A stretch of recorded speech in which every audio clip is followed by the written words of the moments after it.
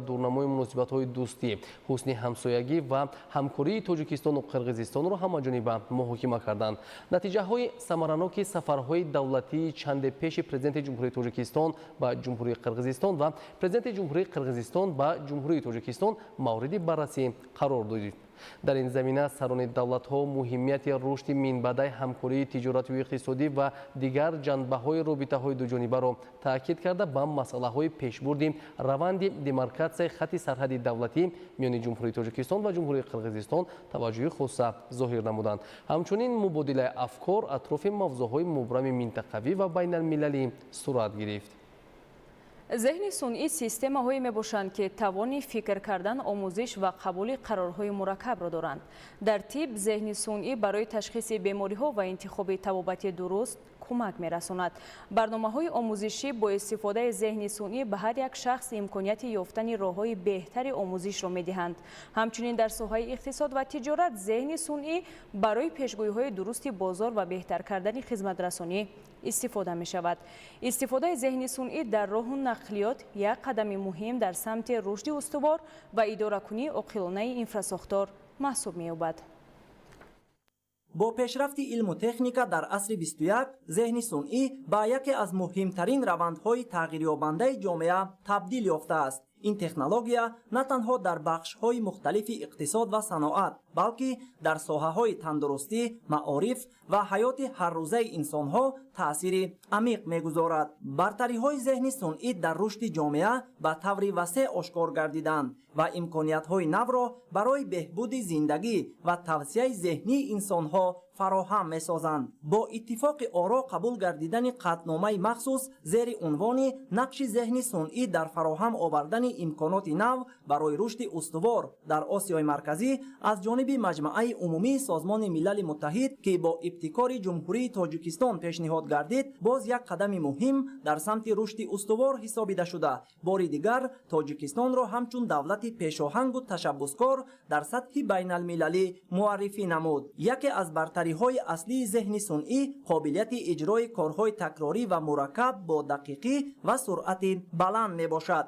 системаҳои зеҳни сунъӣ метавонанд вазифаҳои маъмурӣ ва техникӣ ки одатан вақт ва захираҳои зиёдро талаб мекунанд автоматӣ созанд. ин боиси коҳиши хатогиҳо, сарфаи вақт ва баланд шудани самаранокии умумии истеҳсолот мегардад. соҳаи роҳу нақлиёт яке аз муҳимтарин ҷузъиёти инфрасохторӣ дар ҳар як кишвар ба шумор меравад. табиист ки бо зиёд шудани шумораи аҳолӣ ва воситаҳои нақлиёт идоракунии самараноки роҳҳо ва ҳаракати воситаҳои нақлиёт мушкилтар мегардад. дар чунин шароит зеҳни сунъӣ ҳамчун як василаи муассир метавонад ба беҳтарсозии системаҳои нақлиётӣ ва роҳҳо мусоидат намояд. айни ҳол бо истифода аз зеҳни сунъӣ зиёда аз 5399 километр роҳҳои аҳамияти байналмилалӣ ва ҷумҳуриявӣ мавриди ҷамъоварӣ қарор дошта, инчунин коркарди онҳо бо истифода аз зеҳни сунъӣ амалӣ шудаанд. дар назар аст зиёда аз 8000 километр роҳҳои аҳамияти маҳаллӣ дошта бо истифода аз зеҳни сунъӣ ҷамъоварӣ ва коркар гарданд. бо истифода аз зеҳни сунъӣ мо якчанд модулҳое дорем дар соҳаи нақлиёт ба монанди модулҳои тарозиҳои динамикӣ ва модулҳои GPS мониторинг ки бо истифода аз зеҳни сунъӣ маълумотҳо коркард мешаванд. системаҳое ки дар соҳаи нақлиёт ҳаст пеш аз ҳама барои шаффофият дар соҳаро таъмин кардан ва бо истифода аз ин системаҳо ё ин ки зеҳни сунъӣ дуруст ба нақшагирии маблағҳои буҷетиро ҳам дар соҳаи нақлиёт ҳам дар соҳаи роҳдорӣ таъмин менамояд. идоракунии оқилонаи ҳаракат дар роҳ. системаҳои зеҳни сунъӣ метавонанд бо истифода аз камераҳо, сенсорҳо ва маълумоти воқеӣ ҳаракати нақлиётро таҳлил намуда, чароғҳои роҳнаморо мутобиқи шиддати ҳаракат автоматӣ танзим намоянд. манфиатҳо: кам шудани вақти интизорӣ дар чорроҳаҳо, пешгирии танбашавии воситаҳои нақлиётӣ дар роҳҳо, کاهش یافتن استعمال سوزشواری و پرتاب گاز کربن. نقلیات خودگرد، ماشین‌های بیراننده که با تکنولوژی‌های ذهن صنعی اداره می‌شوند، علاقه در بعضی کشورها سنجیده می‌شوند. آنها با سنسورها، کامراها و الگوریتم‌های ذهن صنعی مجهز بوده می‌توانند محیط اطراف را شناسند و قرارهای درست قبول نمایند. منفیت‌ها: کمشوی صدمه‌های نقلیاتی با سبب خطای انسان، آسان شدن دسترسی نقلیات برای پیرانسالان و معیوبان، آینده نقلیات جمعیتی بیراننده، استفاده ثمرناک نقلیات جمعیتی. سیستم‌های ذهن صنعی می‌توانند حرکت اتوبوس‌ها، قطارها و دیگر واسطه‌های نقلیات جمعیتی را در زمان واقعی نظارت کنند و جدول حرکت را مطابق به طلبات مسافران تغییر دهند. منفیت‌ها: کاهش یافتن وقت انتظاری، ثمرناکی بیشتر در استفاده واسطه‌های نقلیاتی، جلب بیشتر مردم به نقلیات جمعیتی. ذهن صنعی میتواند با استفاده از درون‌ها، سنسورها و کامراها حالت راه‌ها را پیوسته نظارت کند و موضع‌های آسیب دیده یا زیر خطر را معین نماید. قبول گردیدن قطعنامه مذکور ما را وادار می‌سازد که در این سمت باز هم کارها را جانوکتر کنیم. عین حال ما با همتایان خود با کشور ژاپن در این سمت جانو کردنی هستیم. در روزهای نزدیک ما تکنولوژی نوی ژاپنی را وارد ساختنی هستیم که در این سمت با استفاده از ذهن صنعی تکنولوژی ژاپنی در مد اول زیاده از 3000 کیلومتر راههای محلی را جمع‌آوری معلومات را عملی کنیم و پسان کارکردی آن را با این تکنولوژیا تأمین نماییم. این به ما امکان می‌دهد که در مهلت کوتاه‌ترین این 3000 کیلومتر را جمع‌آوری و کارکردی آن را تأمین نماییم که در مهلت کوتاه‌ترین تحلیل و در آینده به نقشه‌گیری را برای ما فراهم می‌آورد. با استفاده درست این تکنولوژیا میتوان حرکت در راه‌ها را ثمرناکتر، بی‌خطر و دسترستر گردانید. روندهای کنونی نشان می‌دهند که نقش ذهن صنعی در آینده نقلیات به نهایت مهم و امیدبخش خواهد بود. اسماعیل صاحب نظریان، فرهاد خالمت، مقصد اخبار.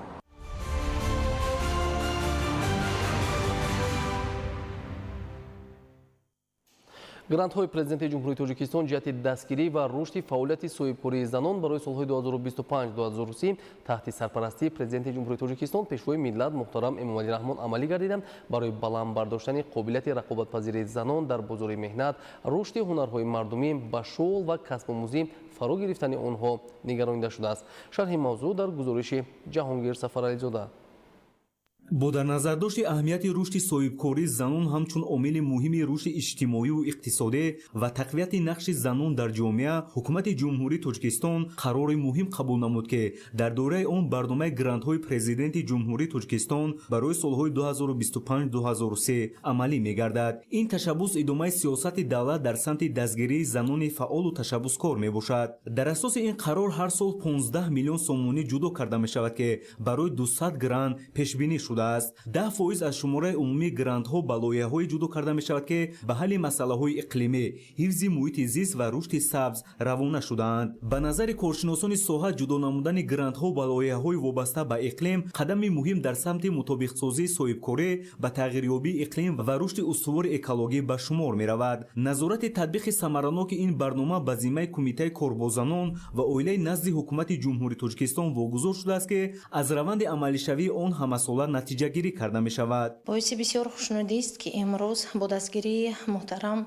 پرزیدنت کشور اساسگزار صلح و وحدت ملی پیشوای معظم ملت محترم امامعلی رحمان جهت دستگیری و رشد صاحبکاری زنان قرار حکومت جمهوری تاجیکستان از 28 یولی سال 2025 تهیه و تصدیق گردید. تصدیق شدن قرار مذکور این رشد صاحبکاری زنان یافتن آنها جای خود را در بازار مهنت اینچنین تاسیس جایهای نوی کاری البته با تصدیق قرار مذکور با 200 لایحه رسانیدن گرانت های پرزیدنتی و اینچنین چطوری که همه ساله аз соли 2006 зиёд гардидани маблағҳои грантҳои президентӣ соли мазкур бошад, яъне соли 2025 маблағи грантӣ ба 15 миллион сомонӣ расид. ҷиҳати дастгирии соҳибкорзанон ва умуман ҷиҳати эҳё ва рушди ҳунарҳои мардумӣ ва муаррифии онҳо дар бозори ҷаҳон, дастгирии занон, дастгирии шахсони имконияташон маҳдуд, инчунин шахсони эҳтиёҷманд боиси таваҷҷӯҳи президенти мамлакат мебошад. طبق معلومات اموری مبلغگذاری در سال 2025 از حساب ذخیره‌های بودجه صورت می‌گیرد. برای سال‌های منبعد مبلغ‌ها باید در تهیه بودجه دولتی پیش‌بینی کرده شوند. به نظر کارشناسان این برنامه به طور عملی امکانیت فراهم می‌آورد که زنان در بخش‌های گوناگون اقتصاد فعالیت را آغاز و گسترش دهند. آن زنان تشبسکار را تشویق می‌دهد که ایده‌های نوآوری را در عمل تطبیق نمایند. با راه‌اندازی این برنامه کارشناسان اطمینان دارند که کاهش یافتن سطح بیکاری میان زنان، بهتر گردیدن وضع اقتصادی خانواده‌ها، همچنین رشد منطقوی صاحبکاری بخصوص در دهات نتیجه‌های مثبت به بار می‌آورد. اقدام مذکور نه تنها ادامه سیاست خردمندانه دولت در سمت دستگیری زنان میباشد، بلکه زمینه‌گذار رشد استوار اجتماعی و اقتصادی در مملکت ارزیابی می‌گردد. تجربه سال‌های پیشین به طور واضح نشان می‌دهد که مقام زن در جامعه معاصر به سطح بلند برداشته شده، امکانات‌های نوی رشد انفرادی و اجتماعی فراهم آورده می‌شود. با دستور به واسطه پیشوای ملت محترم امامعلی رحمان، گرانت‌های پرزیدنت جمهوری تاجیکستان از 120 گرم به مبلغ 5 میلیون سوم در سال 2024 به 200 گرم به اندازه 15 میلیون سومونی در سال 2025 رسانیده شدند، یعنی حجم گرانت های پرزیدنتی 3 برابر زیاد کرده شد. هنگام جدا نمودن لایحه های گرانتی به طبقه های آسیب پذیر اهالی، زنان دارای امکاناتشان محدود یا برای تامین شغلناکی چنین زنان روانه شده، زنان کودک معیوب داشته، اینچنین لایحه های اینوواسیونی و رشد ساحه کسب و هنرهای ملی افضلیت داده می شود. چنین مبلغ های گرانتی از سال 2006 تا این جانب در حجم 30 میلیون سومونی به 1185 نفر زنان جدا گردیده، به رشد اقتصادی عائله‌ها و فعالیت صاحبکاری زنان مساعدت نموده است.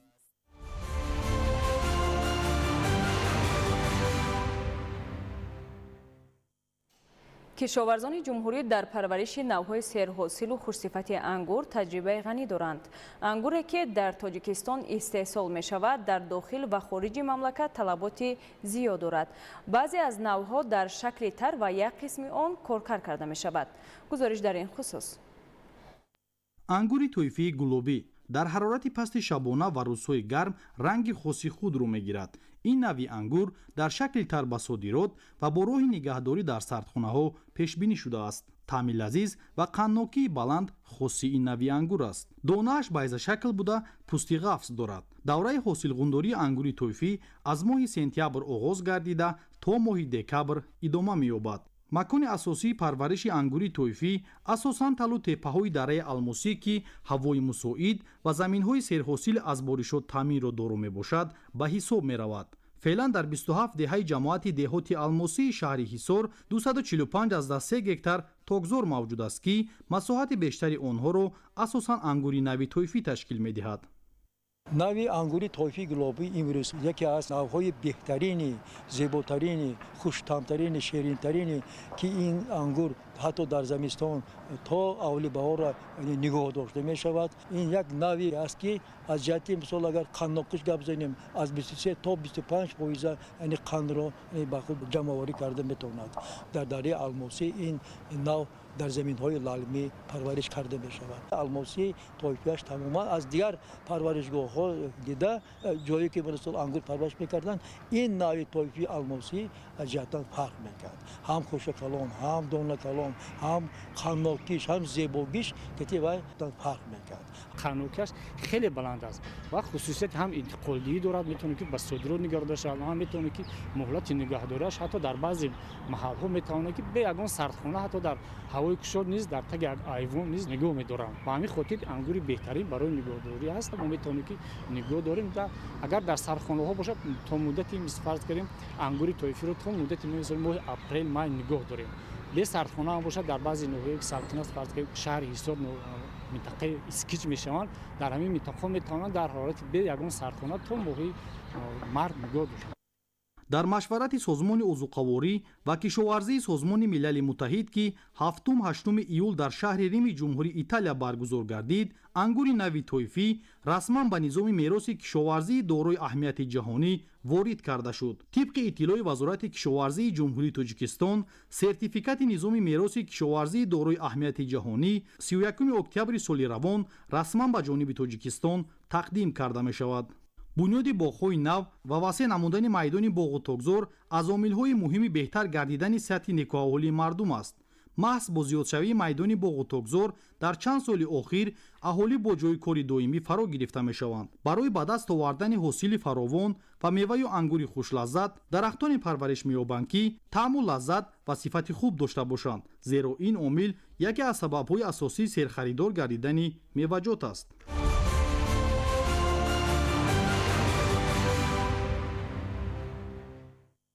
пешбурди рӯзгори сокинони ноҳияи Хӯросон аз соҳаи кишоварзӣ вобастагии зиёд дорад. Дар ин самт бо мақсади ба даст овардани ҳосили фаровон ва захиракунии маҳсулот аз ҷониби сокинону кишоварзон ҳар қитъа замини кора мақсаднок истифода мешавад. шарҳи бештар дар гузориши Саидшоҳ Муродалӣ ва Искандари Саид. сокинони ноҳияи Хӯросон дар баробари бо самар истифода кардани заминҳои васеъи корам ҳамзамон қидаҳои назди ҳавлигиро пурмаҳсул истифода бурда, аз ин ҳисоб сабади истеъмолии оиларо таъмин ва сатҳи зиндагонии хешро баланд мебардоранд. бо дарки ин мафҳум сокинони деҳаи деҳқонободи ҷамоати деҳоти Садриддин айнии ноҳияи Хӯросон аз ҳосили заминҳои назди ҳавлигӣ ҳам эҳтиёҷоти рӯзгори хеш ва ҳам бозорҳои истеъмолиро бо маҳсулотҳои гуногуни кишоварзӣ таъмин месозанд. давлату баҳром дар 15 сотихи замини дар ихтиёр доштааш ҳамаи зироатҳои кишоварзиро киш намуда ҳамасола ба гирифтани ҳосили баланд ноил мегардад. ин оилаи меҳнатдӯст ду гармхонаи доимо амалкунанда бунёд намудааст ки фаъолияти он дар ягон фасли сол қатъ намегардад. имсол аҳли ин оила аз ҳисоби кишти барвақтии зироатҳои кишоварзӣ ҳосили фаровон ба даст оварда анвои гуногуни хӯришҳо, хушкмева ва дигар маҳсулоти аввалияро захира карданд ки барои бемушкилӣ сипарӣ намудани фасли зимистон мусоидат хоҳад кард. дар 15 сотихи назди ҳавлигимон 4 сотих гармхона ташкил кардем. бодирин коридем, яким кишт бодирин ҳосили нағздод гирифтем, карчка киш кардем, карчкарам ҳосилиш нағз шид гирифтем, дон коридем, ҷугори дон коридем, лубё коридем, мош коридем. бо мисол аз ино банка тайёр кардем. банкҳо барои захираи зимистон иборат аз 400 банка дар амбормон захира кардем мондем. аз донагиҳо лубё дорем, захира кардем, мош захира кардем, ғалладонагӣ захира кардагем ҳастай. 2 сола захирамон ҳастай. чорводорӣ до чорво дорем, бо худоро шукр бо алафшам захира мекунем. хай ба дигарро тавсия медиҳем ки ҳамин замин як ваҷа заминро самаранок истифода баранд. ҳеҷ вақт замин холӣ нам. замин агар холӣ монди холид мемонад. замин агар киш кардӣ, меҳнат кардӣ, замин серд мекунад, мепӯшонад, мехиронад, серд мекунад. айни замон ин оилаи меҳнатдӯст дар заминҳои аз кишти асосӣ холӣ гашта кишти такрории полезиҳоро гузаронидаанд ки нашъунамои хуб дорад. дар қисмати дигари замини назди ҳавлигии ин хонавода боғи дарахтони олу, себ, гелос, олуча бунёд гардидааст ки аз ҳосили фаровони он имсол аҳли ин хонавода анвои гуногуни обмева ва афшураҳо барои зимистонгузаронӣ бастабандӣ ва захира намуданд. фаровон ҳосилӣ дар қитъаҳои кишт асоси муваффақият ва пешрафти кори хоҷагидорон ба шумор меравад. кишту парвариш ва нашъунамои хуби зироатҳои кишоварзӣ дар ҳама шаклҳои хоҷагидории ноҳияи Хӯросон ба назар мерасад ки аз маданияти баланди истифодабарии замин дарак медиҳад. имкониятҳои табиӣ ва таъмини оби полезӣ шароит фароҳам овардааст ки сокинон аз қитъаҳои назди ҳавлигӣ 2-3 маротиба ҳосили дилхоҳ ба даст оранд.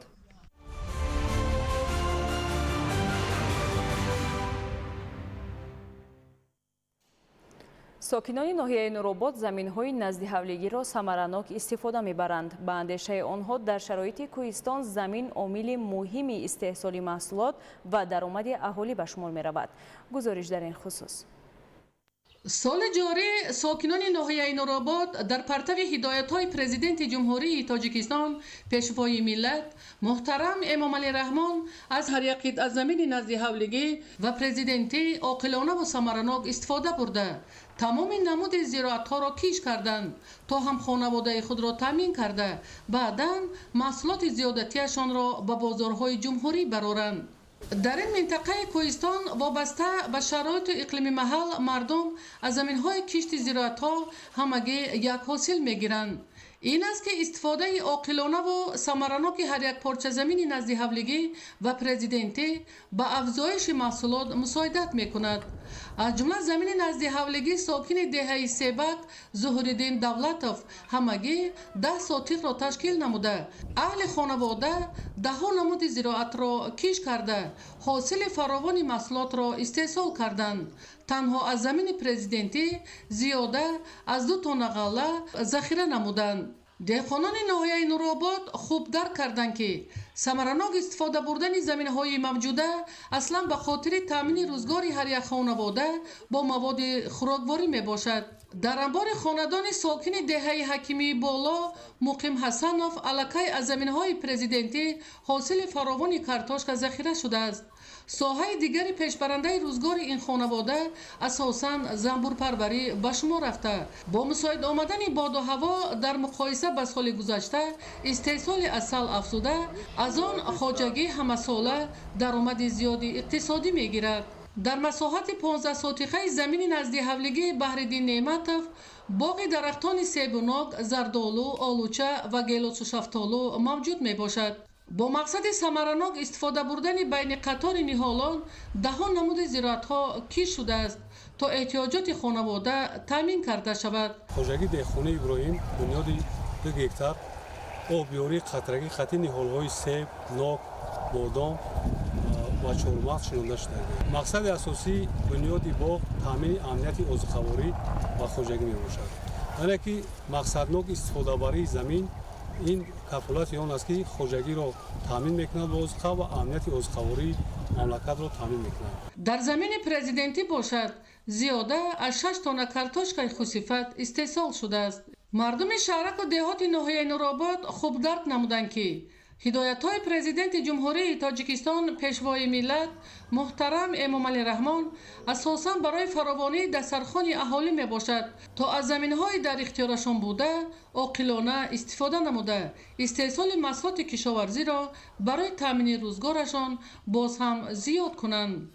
дар ноҳия барои пешрафти соҳаи кишоварзӣ заминаҳои боэътимод мавҷуд буда аҳолӣ метавонад аз он оқилона истифода барад, то истеҳсоли маҳсулоти хусифатро аз қабили картошка, ғалла, мева, сабзавот ва асалро боз ҳам зиёд кунанд, зеро амалӣ шудани ин ҳадафҳо ба пешрафти иҷтимоиву иқтисодӣ ва таъмини зиндагии шоистаи мардум пешбинӣ шудааст. идигули Маҳмуд, Додарҷони Мирзозода, барои барномаи ахбор аз ноҳияи Нуробод.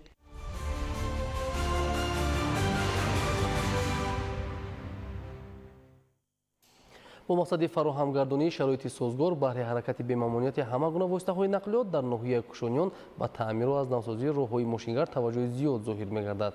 Мамад Раҷаб Абдуллозода ва Давлати Файзулло гузориш медиҳанд. вобаста ба анҷоми корҳои созандагию бунёдкорӣ дар ноҳияи Кушониён, ҷиҳати таъмиру мунфаршсозии роҳҳои марказиву аҳамияти маҳаллӣ дошта, диққати махсус равона гардида, марҳила ба марҳила роҳҳои ба таъмир эҳтиёҷ дошта асфалтпӯш карда мешаванд. дар ин замина дар ҷамоати деҳоти меҳнатободи ноҳия сар карда аз навсозии роҳ бо саҳми мақомоти маҳаллии ноҳия ва соҳибкорону дигар нафарони ватандӯст бо маром ҷараён дорад. иқдом гирифтем ки дар ҷашни 35-солагӣ роҳи деҳаи худамонро дар ноҳияи Кушониён дар масофаи на камтар 1500 метр сохта ба истифода диҳем. ин иқдом бахшида ба ҷашни 35-солагии истиқлолияти ҷумҳурии Тоҷикистон бахшида шудааст. чунин иқдомҳои созанда дар тамоми ҷамоатҳои деҳоти ноҳия мушоҳида гардида, марҳила ба марҳила роҳҳои маҳаллӣ мунфарш мегардад. баҳри босифат анҷом додани бунёди роҳ ашёи омехтаи роҳсозӣ аз шаҳри Душанбе дастрас гардида, тавассути техникаҳои муосири соҳа имрӯз мунфаршкунии роҳ дар ин ҷамоати деҳот анҷом дода мешавад. тавре мушоҳида гардид сокинону соҳибкорони ноҳия пайваста дар корҳои ободонии диёр камари ҳиммат баста баҳри рушду пешрафти ноҳия аз худ саҳми босазон мегузоранд. дар ин замина корҳои созандагӣ ки баҳри фароҳам овардани шароити созгор ба сокинон равона мегардад бештар таваҷҷӯҳ зоҳир карда дар баробари бунёди муассисаҳои таълимӣ, марказҳои хизматрасониву маишӣ ҳамзамон дигар амалҳои муҳими ободониро анҷом медиҳанд. Бахшида ба истиқболи ҷашни 35-солагии истиқлоли давлатӣ дар ноҳия дар баробари фаъолияти муассисаҳои таълимии то мактабӣ сохтмони марказҳои инкишофи кӯдак сохта шуда истодааст, ки дар ҳоли анҷомёбӣ қарор дорад. бинои мазкур бо дастгирии ҳукумати ҷумҳурии Тоҷикистон сохта шуда бо мақсади инкишофи қобилияти зеҳнӣ ва завқи донишандозии кӯдакон дар роҳияи худогоҳию хештаншиносӣ, тарбия намудани онҳо ва баланд бардоштани малакаву маҳорати эҷодии кӯдакону наврасон таъсис дода мешавад. соҳаи маориф дар сиёсати ҷумҳурии Тоҷикистон яке аз соҳаҳои афзалиятнок дониста мешавад. дар ноҳияи кушониён низ дар ин самт таваҷҷӯҳи махсус равона шуда бо дастгирии ҳукумати ҷумҳурии Тоҷикистон бевосита сохтмонҳои муассисаҳои то мактаби, марказҳои инкишофи кӯдак ва дигар муассисаҳои таълимӣ зиёд гардида истодааст. мавриди зикр аст, ки бо чунин раванди созандагиҳо сокинони ноҳияи кушониён дар ободонии маҳалли зист ҳиссаи арзанда гузошта, ҷашни пурифтихори миллиро бо дастовардҳои нек арзанда истиқбол хоҳанд гирифт. маҳмараҷаб абдуллозода, давлати файзулло, барои барномаи ахбор.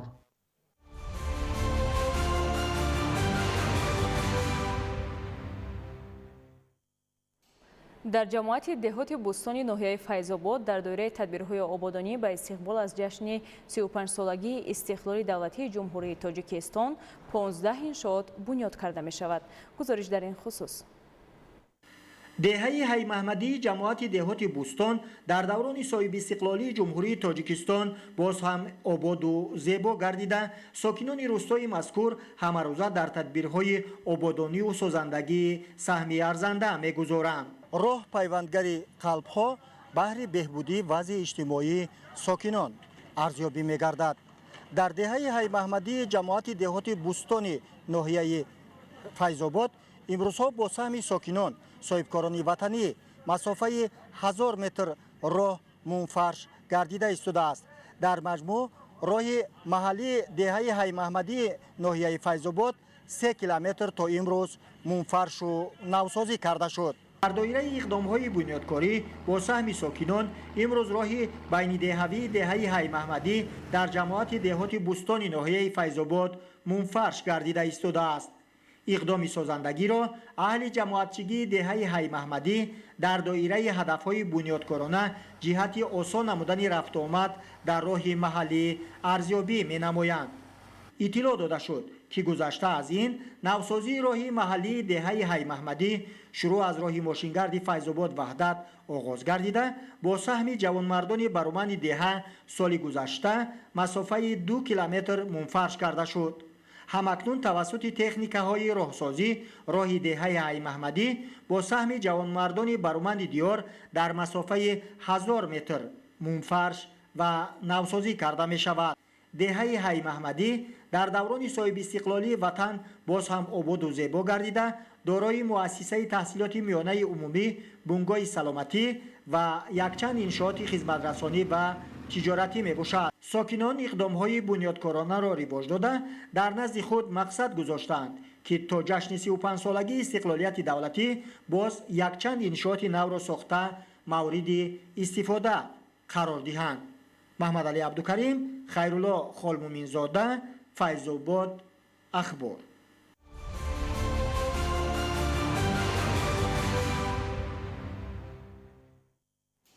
дар марказҳои савдо ва бозорҳо бархе аз тоҷирон маҳсулоти муҳлати истеъмолашон гузоштаро ба фурӯш мегузоранд, ки ин хилофи муқаррароти ҳимояи ҳуқуқи истеъмолкунандагон аст. дар доираи гузарондани корҳои назоратӣ аз ҷониби мутахассисони агентии Тоҷикстандард ба миқдори муайян маҳсулоти муҳлаташон гузашта ва пассифат аз муомилот гирифта шуда несту нобуд карда шуд. тафсилоти бештар дар гузориши Қамариддин Бердиев. риояи талаботи системаи менеҷментии сифат барои ташаккул ва рушди соҳибкории хурду миёна ва бузург, рушди истеҳсоли маҳсулоти воридотивазкунанда ва ба содирот нигаронидашуда муҳим мебошад. вобаста ба ин нозироти назорати савдои агентии Тоҷикстандард ҷиҳати пешгирӣ аз маҳсулоти муҳлати истеъмолашон гузашта ва пассифат пайваста бо тоҷирону фурӯшандагони марказҳои савдо ва бозорҳо мулоқотҳои судманд доир менамоянд. таъминоти бозор бо маҳсулоти баландсифат ва баланд бардоштани сатҳи хизматрасонии тоҷирон ба миҷозон аз ҷониби агентӣ тадбирҳои зарурӣ амалӣ карда мешавад. ҳифзи бозори истеъмолии мамлакат аз молҳои пассифат, эмин нигоҳ доштани саломатии сокинон, хусусан аз маҳсулоти ғизоӣ ва таъмини ҳимояи ҳуқуқи истеъмолкунандагон дар сиёсати иҷтимоии ҳукумати ҷумҳурии Тоҷикистон дар авлавият қарор дорад. баҳри ҳимояи худи истеъмолкунандагон ва тоза нигоҳ доштани бозори истеъмолии мамлакат, нозироти савдои агентии Тоҷикстандард пайваста корҳои фаҳмондадиҳӣ ва мониторинг ва машваратхоро бо соҳибкорону роҳбарони бозорҳои шаҳри Душанбе ба роҳ мондааст. дар соли 2025 ба миқдори зиёда аз 98 000 килограмм маҳсулотҳои хӯрокворӣ ки муддати истеъмолиашон гузашта буд, аз муомилот гирифта шуда барои нестунобуд сохтан ба суроғи агентии Тоҷикстандард аз тарафи соҳибкорони масъулиятшинос ба тариқи мактубҳо ворид гардида истодааст ва бояд қайд кард, ки дар як моҳи охири соли 2025 моҳи июл ҳамагӣ ба миқдори зиёда аз 22 600 килограмм маҳсулотҳо ҷамъоварӣ карда шудааст ва барои нестунобудкунӣ дар ҳайати комиссия равона карда мешавад. ба шаҳрвандон муроҷиат карда эҳтиромона хоҳиш менамоям, ки ҳангоми поймол гаштани ҳуқуқҳояшон, ҳангоми дучор шудан ба маҳсулотҳои пассифату муҳлати истеъмолӣ гузашта,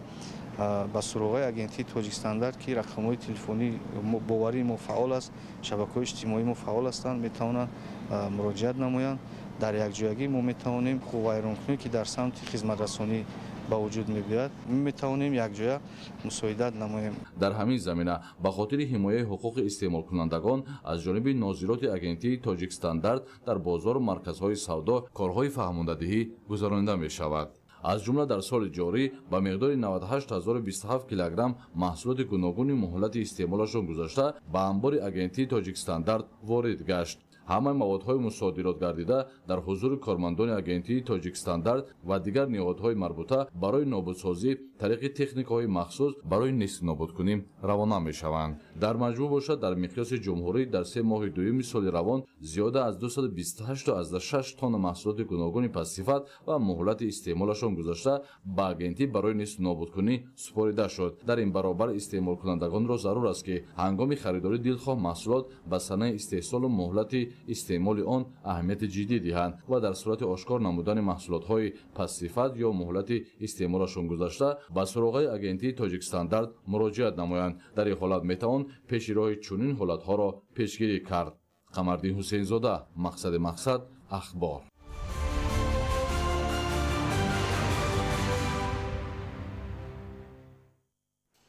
кормандони раёсати агентии назорати давлатии молиявӣ ва мубориза бо коррупсияи ҷумҳурии Тоҷикистон дар вилояти Суд дар маҳаллаи бофандаи шаҳри Хуҷанд фаъолияти ғайриқонунии як коргоҳи коркарди ширро ошкор намуданд. дар ин коргоҳ ба таври пинҳонӣ бидуни ба қайдгирӣ дар мақомоти ваколатдори давлатӣ истеҳсоли 2 намуди маҳсулоти ширӣ ба роҳ монда шудааст. ҳамкорони мо маълумоти бештар доранд. ҳукумати ҷумҳурии Тоҷикистон саноаткунонии босуръати кишварро ҳадафи чоруми миллӣ эълон намуд ва барои густариши ин раванд ҳамеша соҳибкорону сармоягузоронро дастгирӣ менамояд. бо таваҷҷӯҳ ба дастгириҳои ҳамешагии ҳукумати кишвар хоса аз пешниҳоди имтиёзу сабукиҳо соҳибкорону сармоягузорон дар доираи қонунҳои амалкунанда раванди таъсиси коргоҳу корхонаҳои нави истеҳсолиро тақвият бахшида дар рушди иқтисоди миллӣ саҳми назаррасу шоиста мегузоранд. аммо то ба ҳол ҳастанд нафароне, ки ба таври пинҳонӣ, яъне бидуни ба қайдгирӣ дар мақомоти ваколатдори давлатӣ ба истеҳсоли маҳсулоти ғизоӣ машғул мешаванд. чунин ҳолатро дар шаҳри Хуҷанд кормандони раёсати агентии назорати давлатии молиявӣ ва мубориза бо коррупсияи ҷумҳурии Тоҷикистон дар вилояти Суғд ошкор намуданд. тавре маълум гардид сокини шаҳри Хуҷанд Баламатов Осимхон Яҳьёевич аз соли 2023 инҷониб дар маҳаллаи бофанда назди бинои истиқоматӣ дар иншооти нигаҳдории воситаи нақлиёт ба таври ғайриқонунӣ коргоҳи коркарди ширро таъсис дода дар шароити номусоид ба истеҳсоли 2 намуди маҳсулот чакка ва қаймоқ машғул буд. ин амали ғайриқонунии соҳибкор тақрибан 28 моҳ идома ёфтааст. масъулони коргоҳ ширро аз ноҳияҳои атрофи шаҳри хуҷанд харидорӣ намуда бидуни ташхис мавриди коркард қарор медоданд ва дар чунин шароит ба роҳ мондани истеҳсолот бехатарии маҳсулотро ҳам зери шубҳа қарор медиҳад. тибқи хулосаи маркази таъминоти бехатарии озуқаворӣ дар шаҳри хуҷанд истеъмоли маҳсулоти ширии ин коргоҳ чакка ва қаймоқ метавонад сабаби гирифторӣ ба чандин бемориҳо гардад. Валоматов Осимхон Яҳёевич бо мақсади ба даст овардани даромади муфт бидуни ба қайдгирӣ дар мақомоти андоз аз моҳи феврали соли 2023 то ин ҷониб дар ҳудуди шаҳри хуҷанд ба фаъолияти ғайриқонунӣ соҳибкорӣ дар намуди истеҳсол ва фурӯши маҳсулотҳои ширӣ машғул шуда дар натиҷаи напардохтани 98200 сомонӣ маблағи андоз ба давлат зарари калони моддӣ расонид. дар баробари ин дар таркиби маҳсулотҳои истеҳсолнамудаи ӯ тибқи хулосаи маркази таъминоти бехатарии озуқаворӣ дар шаҳри хуҷанд аз 24 июли соли 2025 таҳти рақами 5 аз рӯи санҷишҳои нишондиҳандаҳои микробиологӣ ва бактериологӣ микроорганизмҳои гурӯҳҳои кококҳо, диполокок, стептокок ва бактерияҳои гурӯҳҳои чӯбчашакли рӯдаҳо дарёфт гардидааст ки истеъмоли он ба саломатии инсон зарарнок мебошад. дар ин коргоҳ 4 адад дастгоҳи коркарди шир насб гардида истеҳсолот дар шароити ғайрисанитарӣ ба роҳ монда шуда буд. деворҳои таъмирталаб ва таҷҳизоту дастгоҳҳои зангхӯрда далели ин гуфтаҳо мебошад. маҳсулоти ширӣ, чакка ва қаймоқ асосан ба таври яклух бидуни суроғаи макони истеҳсол, маълумот дар бораи таркиби маҳсулот, номи коргоҳ ва нишони молӣ ба бозору мағозаҳои шаҳри хуҷанд ба фурӯш бароварда мешуд. бо назардошти он ки дар кирдори Валоматов ба ҳарҳол аломати таркиби ҷинояти пешбинӣкардаи моддаҳои 259 қисми 1 яъне соҳибкории ғайриқонунӣ ва 209 қисми 1 яъне истеҳсол, нигоҳ доштан, интиқол ё ба соҳибияти каси дигар додани мол ва маҳсулот, иҷрои кор ё хизматрасоние ки ба талаботи бехатарӣ ҷавоб намедиҳад, парвандаи ҷиноятӣ оғоз карда шуда, он аз рӯи тобиати тафтишотӣ ба шуъбаи тафтишотии раёсати агентии назорати давлатӣ молияваи мубориза бо коррупсияи ҷумҳурии Тоҷикистон дар вилояти Суғд вогузор карда шудааст. айни замон тафтиши пешакии парвандаи ҷиноятии мазкур идома дорад.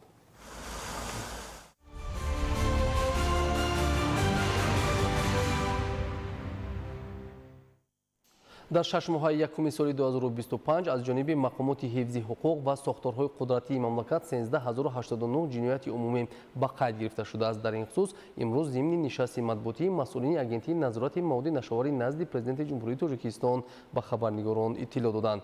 тибқи иттилоъ аз ин шумора 534 ҷиноят вобаста ба муомилоти ғайриқонунии маводи нашрдор мебошад ки 4% ҷиноятҳои умумиро ташкил медиҳанд. ин нишондод нисбат ба ҳамин давраи соли 2024 115 ҷиноят зиёд аст. дар ин давра дар ҷумҳурӣ аз муомилоти ғайриқонунӣ 3 тонна ё 107 килограмм маводи нашоовар мусодира карда шудааст ки нисбат ба соли 2024 10 килограмму 388 грамм зиёд мебошад. инчунин аз ҷониби мақомоти ҳифзи ҳуқуқ дар ин давра 155 килограмму 536 грамм моддаҳои психотропӣ мусодира карда шудааст ки нисбат ба 6 моҳаи якуми соли 2024 85% зиёд аст. донишгоҳи байналмилалии сайёҳӣ ва соҳибкории Тоҷикистон ҳамкориро бо донишгоҳҳои байналмилалии ҷаҳон тақвият медиҳад. соли равон донишгоҳ бо 28 муассисаи таҳсилоти олӣ ва марказҳои таълимии илмии кишварҳои хориҷӣ созишномаҳои ҳамкорӣ ба имзо расонидааст, иттилоъ доданд масъулин зимни нишасти матбуотӣ ба хабарнигорон. иброз намуд ки дар ин давра робитаҳо бо донишгоҳҳо ва марказҳои таҳсилоти кишварҳои Индонезия, Корея, Чехия, Эстония, Чин, Гурҷистон, Русия ва Узбекистон густариш ёфтанд. дар натиҷа теъдоди умумии созишномаҳои амалкунандаи донишгоҳи байналмилалии сайёҳӣ ва соҳибкории Тоҷикистон бо шарикони хориҷӣ ба беш аз 270 адад расидааст.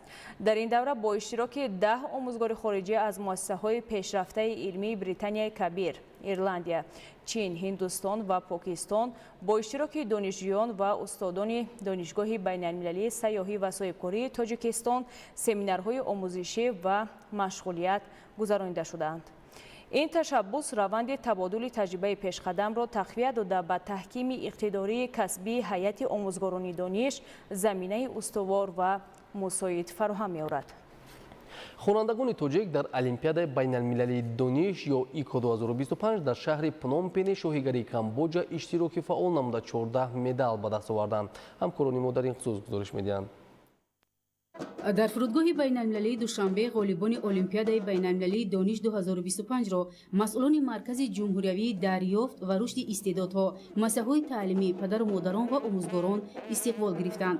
иттилоъ дода шуд, ки аз 21 то 27 июли соли равон дар шаҳри пномпени шоҳигарии камбоҷа олимпиадаи байналмилалии дониш 2025 аз фани математика ва забони англисӣ бо иштироки беш аз 218 хонанда аз кишварҳои Тоҷикистон, Туркманистон, Қазоқистон, Қирғизистон, Малайзия, Мянмар ва Камбоҷа баргузор гардид.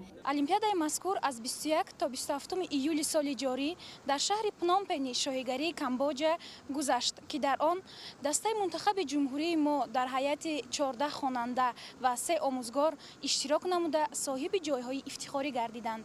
Аз ҷумла аз фани математика 1 медали тилло, 2 медали биринҷӣ, аз забони англисӣ бошад 1 медали тилло, 4 медали нуқра ва 6 медали биринҷӣ. ин дастовардҳо нишондиҳандаи омодагии баланди хонандагон мебошад. ман Темир Фабло, мактаби хусусии инноватсионии шаҳри Бохтар синфи 8 мебошам ва дар олимпиадаи ико International Knowledge Olympiad 2025 дар давлати Камбоҷа ки гузашта буд, ҷои якумро ишғол кардам ва медали тиллоро соҳиб шудам. ҳаракат кард, ки бояд ҷои якумро ишғол кард. хеле хурсандам, ки ҳамин Тоҷикистонро ба дунё нишон додем. дар олимпиадаи байналмилалии дониш 2025 хонандагони тоҷик сазовори 2 ҷои якум, 4 ҷои дуюм ва 8 ҷои сеюм шуданд. аз ин шумора 8 медал, 2 медали тилло, 2 нуқра ва 4 медали биринҷиро хонандагони муассисаҳои таълимии пойтахти кишвар шаҳри Душанбе ба даст оварданд. Исмоилов Муҳаммад холи баландтаринро сазовор гардида дар рейтинги олимпиада хонандаи беҳтарин эътироф гардид. ғолибияти хонандагони муассисаҳои таҳсилоти умумии ҷумҳурӣ дар олимпиадаи байналмилалии ико воқеан ҳам назаррас аст, зеро 14 медалро ба даст овардан. олимпиадаи мазкур барои иҷроиши муфассали бандҳои барномаи давлатии дарёфт ва рушди истеъдодҳо барои солҳои 2021-2025 яке аз самтҳои амалишавии ин барнома ба ҳисоб меравад. дар олимпиадаи байналмилалӣ иштирок карда ҷои якумро гирифтам ва ман хеле хурсандам, ки ватани худамро ба дигар шаҳрҳо معرفی کردم. من خواستم خواننده سیفشش ویگی مثل یکی برای خوانندگان بلایقت شهر شنبه باشم. من در المپیاد ایکای بین‌المللی اشتراک نموده سزاوار جای داشتم. من شدم که دولت خود و وطن خود را به دیگر دولت‌ها معرفی نمودم. ғамхорӣ ва дастгириҳои пайваста омили асосии рушди соҳаи маориф дар шаҳри Душанбе ҳисобида мешавад ва он ба маркази муҳими илму фарҳанг ва рушди зеҳнии кӯдакон табдил ёфтааст. иштироки фаъол ва пирӯзии хонандагони тоҷик дар чунин олимпиадаи байналмилалӣ далели рӯшани рақобатпазир гардани донишомӯзони мамлакат дар заминаи дастгирӣ ва таваҷҷӯҳи ҳукумати кишвар ба рушди соҳаи илму маориф мебошад. дастоварди донишомӯзони тоҷик ба муаррифии Тоҷикистон дар арсаи байналмилалӣ мусоидат намуда шавқу илҳоми дигар хонандагонро ба омӯзиши амиқи фанҳои дақиқ ва забонҳои хориҷӣ ба маротиб зиёд мегардонад.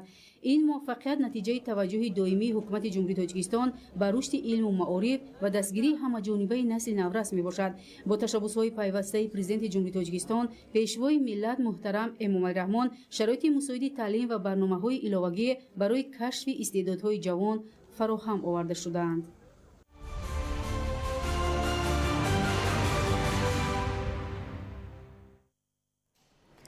таътили тобистона барои кӯдакон на танҳо фурсати истироҳат ва фароғат аст, балки нақши бисёр муҳим дар рушди ҷисмонӣ, равонӣ ва иҷтимоии онҳо мебозад. ҳамкорони мо гузориш медиҳанд. тобистон фасли нури офтобу шодмонӣ, фасли босозии қувваву нерӯи равониву ҷисмонии кӯдакону наврасон аст. яке аз чунин маконҳои истироҳату фароғат истироҳатгоҳи берун аз шаҳрии Шарора воқеъ дар ҳудуди шаҳри Душанбе мебошад, ки дар он барои хушу гуворо ва пурмаҳсул гузаштани давраи таътили тобистонаи мактаббачагон шароити муносиб фароҳам оварда шудааст. ин мавсим дар истироҳатгоҳи мазкур дар 4 баст 720 нафар кӯдакону наврасон ба истироҳату фароғат фаро гирифта мешаванд. имрӯзҳо басти 4-уми истироҳат идома дорад. дар истироҳатгоҳ барномаҳои гуногуни таълимӣ, фарҳангӣ, варзишӣ ва омӯзишӣ амалӣ мегарданд. чунин иштироки фаъолонаи кӯдакон дар чорабиниҳои гурӯҳӣ, озмунҳо ва бозиҳои тарбиявӣ ба рушди эҳсоси масъулиятшиносӣ, дӯстӣ ва ҳамкории онҳо мусоидат менамояд. мутахассисони соҳаи тиб, равоншиносон ва омӯзгорони бо таҷриба дар истироҳатгоҳ фаъолият мекунанд то ба саломатии ҷисмонӣ ва рӯҳии кӯдакон диққати махсус зоҳир гардад. чорабиниҳои гуногуни фарҳангӣ ва варзишӣ вобаста ба табу завқи кӯдакон наврасон ба роҳ монда мешавад, вобаста ба синни соли онҳо ва кӯдакони наврасоне ки ба истироҳатгоҳ фаро гирифта мешаванд, бевосита иштироки онҳо дар чорабиниҳои гуногуне ки мувофиқи нақшаи таҳризшуда амалӣ карда мешавад, кӯдакон зиёд дӯст медоранд ва ба хотири он меоянд. ташкили вохӯриҳо бо шахсиятҳои маъруфи илму фарҳанг, инчунин иштирок дар маҳфилҳои ҳунарӣ ба кӯдакон дар рушди ҷаҳонбиниву маърифати онҳо нақши муҳим мебозад. дар баробари ин истироҳатгоҳ муҳити бехатар ва назоратшавандаро таъмин менамояд.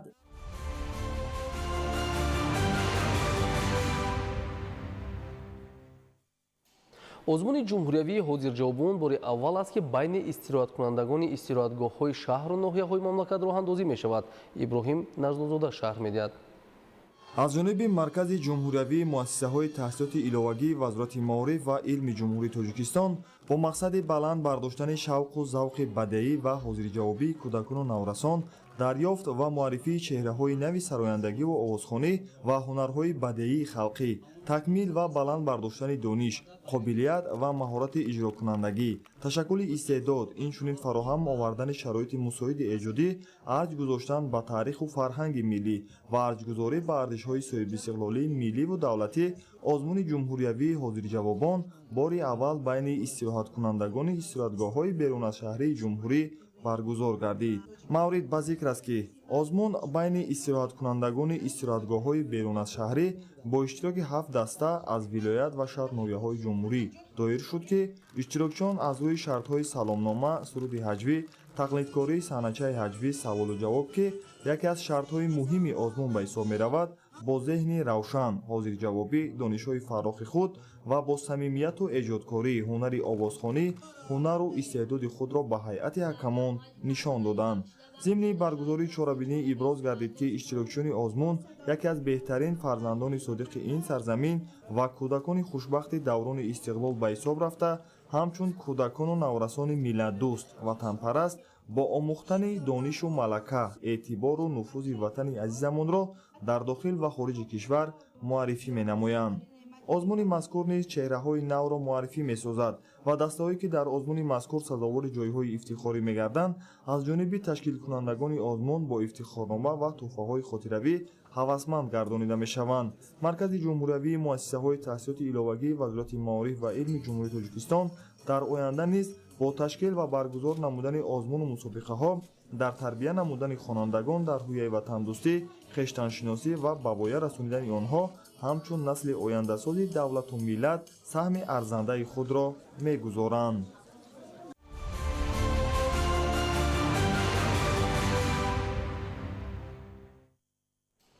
бо мақсади ҳифзи саломатии аҳолӣ ва таъмини сокинон бо маҳсулоти сифатнок ва бехатар аз ҷониби марказҳои таъминоти бехатари озуқаворӣ дар шаҳру ноҳияҳои мамлакат тадбирандешӣ карда мешавад. гузориш дар ин хусус.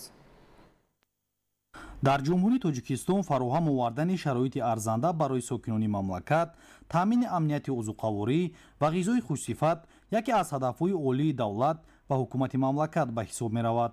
солҳои охир талаботи аҳолӣ бо маҳсулоти гӯштӣ бештар гардидааст ки беназорат будан ба ин маҳсулотҳо гирифтор шудан ба ҳар гуна бемориҳои барангезандаи хавфнокро дорад. гӯшт аз маҳсулоте ба ҳисоб меравад ки ҳамарӯза мавриди истифодаи мардум қарор мегирад. имрӯз муҳлат, сифат ва бехатарии маҳсулоти озуқаворӣ таҳти назорат қарор дорад. масъулони озмоишгоҳи таъминоти бехатарии озуқаворӣ дар ноҳияи бобоҷон ғафуров барои таъмини бехатарии хӯрока ки аз самтҳои муҳими фаъолияташон дониста мешавад, ҳамеша дар бозору корхонаҳо назорат мебаранд. маҳсулоти гӯштӣ ба фурӯш гузошта шуда, ҳамарӯза аз санҷиш гузаронида шуда, сипас иҷозатнома дода мешавад. дар сурати ҷавобгӯи меъёрҳо набудани маҳсулоти пешниҳодшуда, онҳо аз фурӯш боздошт ва безарар гардонида мешаванд. ҳама рӯза аз ҷониби кормандони озмоишгоҳи таъминоти бехатари озуқоварӣ дар ноҳияи бобоҷон ғафуров барои пешгирӣ намудани бемории сироятӣ ва ғайрисироятӣ дар байни аҳолӣ тоҷирон ва харидорон корҳои фаҳмондадиҳӣ ва назоратӣ гузаронида мешавад. таи солҳои охир ҷиҳати баланд рафтани маданияти истифодаи маҳсулоти ғизоӣ дар ҷумҳурии Тоҷикистон ва назорати пайвастаи масъулин бар он оварда расонидааст ки бемориҳои гузаранда аз чорво ба инсон дар дохили кишвар кам гардида ба нестӣ рафтааст. дар заминаи ҳамин чораҳои андешида муайян мегардад ки дар ҳама гуна нуқтаҳои фурӯши маҳсулот ки паҳнкунандаи бемориҳои гуногуни хавфнок мебошад ҳамарӯза ташхисҳо гузаронида мешавад. ҳангоми муайян намудани маҳсулоте ки дорои бактерияҳои зараррасон мебошад аз ҷониби масъулин ҷиҳати безараргардонии он чораҳои зарурӣ андешида мешавад.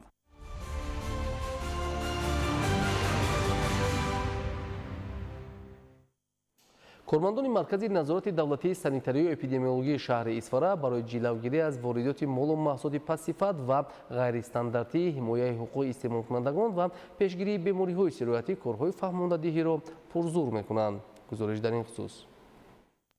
ҳифзи сиҳатии аҳолӣ, пешгирии бемориҳои сироятӣ, заҳролудшавӣ, назорати иншоот оид ба риояи қоидаву меъёрҳои санитарию гигиении иншоот ва ташхиси намунаҳои биологӣ аз беморон барои дарёфти бемориҳои сироятӣ, сифати маводи ғизоӣ, маҳсулоти кишоварзӣ, обҳои нӯшокӣ ва безараргардонӣ аз самтҳои муҳими фаъолияти Маркази назорати давлатии санитарию эпидемиологии шаҳри Исфара маҳсуб меёбад. дар ин радиф кормандони марказ ҷиҳати ҷилавгирӣ аз воридоти молу маҳсулоти пастсифат ва ғайристандартӣ, ҳимояи ҳуқуқи истеъмолкунандагон, пешгирии бемориҳои сироятӣ ва риояи талаботи санитарию гигиенӣ ва эпидемиологӣ дар иншооти зери назоратӣ корҳои фаҳмондадиҳиро ба таври густурда роҳандозӣ менамоянд. ҳама рӯза аз тарафи мутахассисони Маркази назорати давлати санитарии эпидемиологӣ баҳри пешгирии бемориҳои сироятӣ ва озмоишгоҳи кимиёвӣ ва бактериологӣ намунаҳо аз нуқтаҳои тезтайёр ва хӯроки умум ба ташхисгоҳ оварда шуда истодааст бо мақсади пешгирии эҳтимолияти паҳнчавии бемориҳои сироятӣ. таъминоти бозори истеъмолӣ бо маҳсулоти хушсифат яке аз шартҳои асосии солимии ҷомеа ба ҳисоб рафта, кормандони бозорҳову марказҳои савдо бояд ба ин масъала диққати махсус диҳанд ва талош бар он намоянд ки маҳсулоти ғизоӣ аз ҷиҳати экологӣ тозаро пешкаши харидорон намоянд. мутахассисони Маркази назорати давлатии санитарию эпидемиологии шаҳри Исфара иброз доштанд ки назорат ва таъмини амнияти санитарӣ ҳамчун ҳадафи стратегӣ рисолати асосии фаъолияти кории ин ниҳодро ташкил дода, маҳз густариши ҳамкориҳо бо фурӯшандагону ҷомеаи шаҳрвандӣ ва ба роҳ мондани корҳои фаҳмондадиҳӣ ҷиҳати баландбардоштани маданияти хариду фурӯш ва истеъмолии аҳолӣ дар ин самт имкон медиҳад ки мо ҳадафи неки худ, яъне таъмини амнияти санитарӣ ва пешгирии ҳар гуна бемориҳои сироятӣ ноил гардем.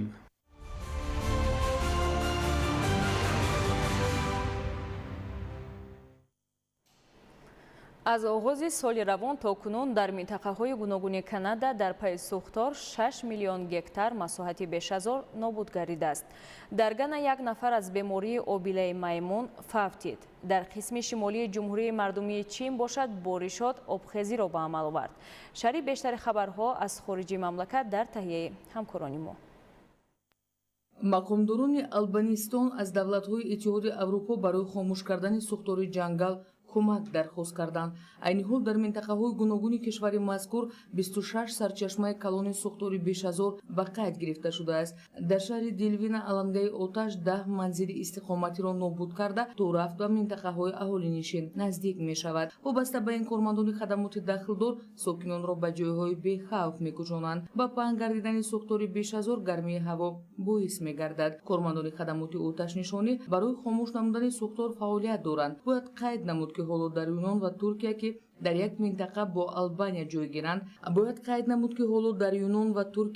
як минтақа бо Албания ҷойгиранд, низ бо сӯхтори ҷангал мубориза мебаранд. танҳо давоми 24 соати сипарӣ шуда дар Юнон 50 сарчашмаи нави сӯхтори ҷангал ба қайд гирифта шудааст. дар Туркия бошад давоми чанд рӯзи охир бар асари сӯхтори беш аз зор 14 нафар ба ҳалокат расиданд. дар Гана як нафар аз бемории обилаи маймун фавтид. Аз аввали соли ҷорӣ то кунун дар Гана 260 ҳолати тасдиқшудаи сироядӯбӣ ошкор карда шудааст. Ба гуфтаи табибон, паҳншавии бемории обилаи маймун дар 14 минтақаи кишвари мазкур ба қайд гирифта шудааст. Вобаста ба ин табибон ба сокинони маҳаллӣ тавсия медиҳанд, ки аз фишурдани даст бо одамони сироятшуда худдорӣ намоянд ва дастони худро мунтазам бишӯянд, зеро обилаи маймун бемориест, ки аз одам ба одам мегузарад. аломатҳои он табларза, заифӣ, сулфа ва доғи пӯст мебошад. асосан паҳншавии вируси обилаи маймун дар Уганда, Бурунди ва Ҷумҳурии Демократии Конго ба қайд гирифта шудааст. дар як тарабхонаи шаҳраки Гуяси, Эквадор, тирпаронӣ ба вуқӯъ пайваст. Бар асари ҳодиса 17 нафар ба ҳалокат расида, 11 каси дигар ҷароҳат бардоштанд. Кормандони хадамоти дахлдор захмиёнро ба беморхона интиқол доданд, ки табибон вазъи саломатии чанд тан аз маҷрӯҳонро вазин арзёбӣ мекунанд. Ба маълумоти кормандони мақомоти полис, ҷинояткорони номаълум ҷониби кормандону мизоҷони тарабхона аз яроғ оташқӯ шуда, сипас аз маҳалли ҳодиса фирор карданд. Кормандони сохторҳои қудрати атрофи ҳодисаро муҳосира карда, барои боздошт намудани силоҳ ба дастон амалиёт роҳандозӣ менамоянд. тадқиқотҳо нишон медиҳанд, ки ҳавои ифлос метавонад барои майнаи инсон таъсири манфӣ расонад. Ба маълумоти олимон, мунтазам нафас гирифтани ҳавои ифлос метавонад бо мурури замон хатари деменсияро зиёд кунад. ин маълумот дар як маҷаллаи саломатӣ нашр шудааст, ки ин таҳқиқотест то имрӯз робитаи ифлосшавии ҳаво ва саломатии майнаро тасдиқ мекунад, гарчанде ки саволҳо дар бораи механизми воқеӣ ва кай одамон бештар дар хатар ҳастанд боқӣ мондаанд. тақрибан 57 миллион нафар дар саросари ҷаҳон гирифтори бемории деменсия мебошанд, ки ҳангоми аз байн рафтани алоқаи ҳуҷайраҳои асаб дар майна рух медиҳад. олимон якчанд омилҳои хавф аз ҷумла ифлосшавии ҳаворо муайян карданд, аммо то ҳол онҳо намедонистанд, ки кадом ифлоскунандаҳо хатарноктаранд.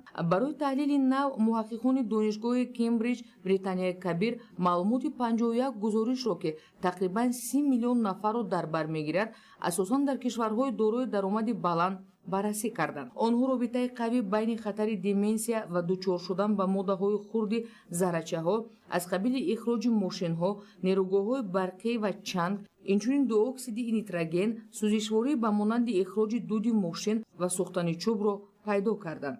чунин ба назар мерасад, ки ин ифлоскунандаҳо бо деменсия рагҳо, ки дар натиҷаи коҳиши гардиши хун ба мағзи сар ба вуҷуд меояд, нисбат ба бемории Алцгеймер шакли маъмултарини деменсия сахттар алоқаманданд. аммо фарқиятҳо метавонад назаррас набошанд. ифлосшавии ҳаво танҳо як мушкилоти экологӣ нест, он як таҳдиди ҷиддӣ ва афзоянда ба саломатии мағзи инсон аст. олимон то ҳол намедонанд, ки ифлосшавии ҳаво воқеан боиси деменсия мешавад ё роҳҳои эҳтимолии биологӣ чист. аммо онҳо боварӣ доранд, ки ифлосшавӣ метавонад боиси илтиҳоб ва фишори оксидативӣ, ки метавонад ҳуҷайраҳои майнаро ба вуҷуд орад, ки ҳардуи онҳо бо фарорасӣ ва пешрафти деменсия алоқаманданд. муайян кардан хеле душвор аст, ки шахс бо гузашти вақт ба кадом намуди ифлосиҳо дучор мешавад ва чӣ гуна олудагии ҳаво бо ҳамдигар ҳамкорӣ мекунанд ва ин ба саломатии онҳо чӣ тавр таъсир мерасонад. аз оғози соли равон то кунун дар минтақаҳои гуногуни Канада дар пайи сӯхтор 6 миллион гектар маҳсулоти беш аз 1000 нобуд гардидааст. дар ин муддат беш аз 550 сӯхтори беш аз 1000 сабт шудааст. ҳолати мураккаб дар музофотҳои Манитоба ва Саскачеван ба назар мерасад. ба маълумоти рӯзномаи Нью Йорк Таймс, дар Канада аксар вақт сӯхтори беш аз 1000 пас аз рух додани раъду барқ ба амал меояд. ба гуфтаи ҳавошиносон, ҳарорати ҳаво дар минтақа беш аз 40 дараҷаро ташкил дода, ҳолати пешомадаро боз ҳам мушкил менамояд. дар шаҳри Торонто зиёда аз 3 миллион нафар одамон зиндагӣ мекунанд. табибон ба сокинон тавсия медиҳанд, ки безарурат аз манзилҳои истиқоматиашон набароянд ва аз ниқобҳои муҳофизатӣ истифода баранд. дар қисми шимолии ҷумҳурии мардумии чин боришот обхезиро ба амал овард. дар натиҷа 4 нафар ба ҳалокат расида, 8 каси дигар бенишон шуданд. аз офати табиӣ бештар музофоти хебей зарар дид. туғёни об роҳу пулҳои нақлиётгардро хароб карда, ҳаракати ҳама гуна нақлиёт ба чанд минтақаи аҳолинишин ғайриимкон гардидааст. ҳамчунин дар пайи обхезӣ фаъолияти муассисаҳои таълимии миёна, боғчаҳои кӯдакона қатъ гардиданд. дар минтақаҳои кӯҳӣ бошад, хатари фаромадани ярҷ эълон гардидааст. вобаста ба ин аз сокинон дархост карда шудааст, ки аз рафтан ба минтақаҳои кӯҳӣ муваққатан худдорӣ намоянд. дар маҷмӯъ офати табиӣ ба минтақаҳои гуногуни қисми шимолии ҷумҳурии мардумии чин беш аз 8 миллион доллар зарар расонд. ба гуфтаи ҳавошиносон, эҳтимол боришоти шадид дар бархе аз минтақаҳои қисми шимолии кишвари мазкур чанд рӯзи дигар идома ёбад. барои бартараф намудани оқибатҳои боришоти обхезӣ, кормандони хадамоти дахлдор фаъолият доранд. дар қисми шимолии Нигерия бар асари ғарқ шудани як қайиқ 13 нафар ба ҳалокат расида, даҳҳо каси дигар бенишон шуданд, ки дар миёни онҳо занону кӯдакон низ буданд. ба кормандони хадамоти дахлор муяссар гардид ки 26 нафарро наҷот дода онҳоро ба беморхона интиқол диҳанд. аз рӯи маълумоти мақомдорони маҳаллӣ ҳангоми ғарқ шудани қайиқ дар дохили он наздикии 100 нафар қарор доштанд. мувофиқи маълумоти пешакӣ қайиқ аз сабаби зиёд қарор доштани одамон чапа шуда ғарқ шудааст. дар маҳалли ҳодиса кормандони хадамоти дахлдор барои пайдо кардани бенишонгаштагон фаъолият доранд. бар асари тирпаронии ҷинояткори мусаллаҳ дар як бозори пойтахти Таиланд шаҳри Бангкок 6 нафар ба ҳалокат расида, чанд каси дигар захмӣ шуданд. аз рӯи маълумоти расида силоҳбад аз ҷониби муҳофизону мизоҷони бозор аз яроқ оташ кушода баъдан даст ба худкушӣ задааст. ба маълумоти оҷонсии The Straits Times бозоре ки дар он тирпаронӣ ба вуқӯъ пайваст як макони машҳури сайёҳӣ дар Бангкок ба шумор меравад. оид ба ин ҳодиса парвандаи ҷиноӣ кушода шуда тафтишот дар ин самт идома дорад.